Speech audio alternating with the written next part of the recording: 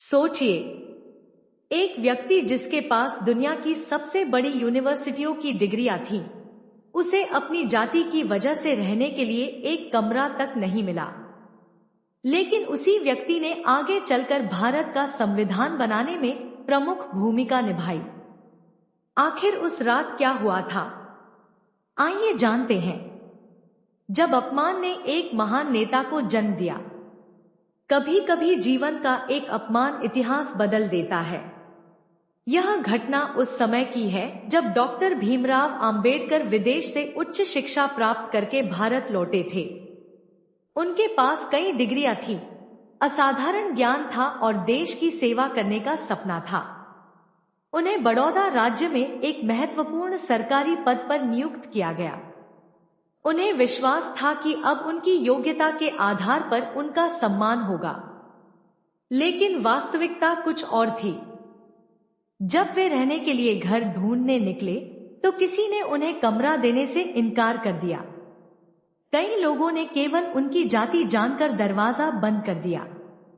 अंततः उन्होंने अपनी पहचान छिपाकर एक सराय में कमरा लिया।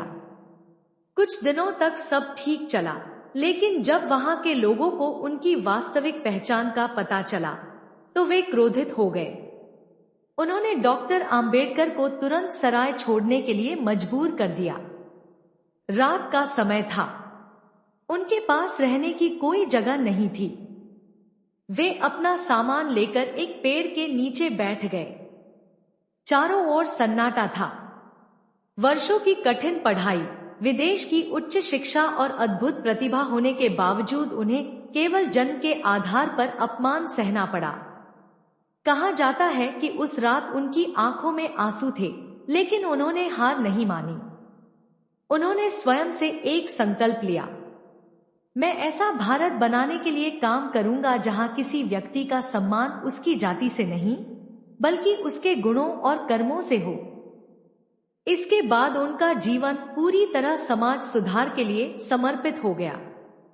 उन्होंने शिक्षा को सबसे बड़ा हथियार माना और लोगों से कहा कि यदि समाज बदलना है तो सबसे पहले शिक्षा प्राप्त करनी होगी। उन्होंने अनेक सामाजिक आंदोलनों का नेतृत्व किया, लोगों को अपने अधिकारों के प्रति जागरूक किया और समान अवसरों की मांग की। उनका उद्देश्य किसी से घृणा करना नहीं, बल्कि न्यायपूर्ण समाज का निर्माण करना था।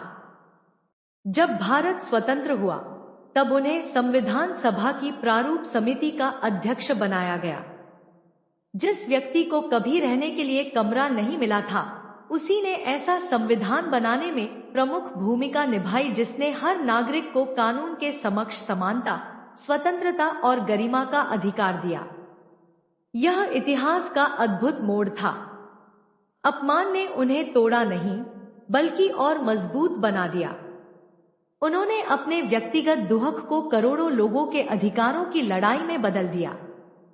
डॉक्टर अंबेडकर कहा करते थे, मनुष्य महान अपने जन्म से नहीं, बल्कि अपने कर्मों से बनता है। उनका जीवन हमें सिखाता है कि कठिनाइयां और अन्याय हमारे रास्ते की बाधाएं हो सकती हैं, लेकिन यदि हमारे पास ज्ञान, साहस और दृढ़ संकल्प है तो वही कठिनाइयां इतिहास बदलने की प्रेरणा बन सकती हैं।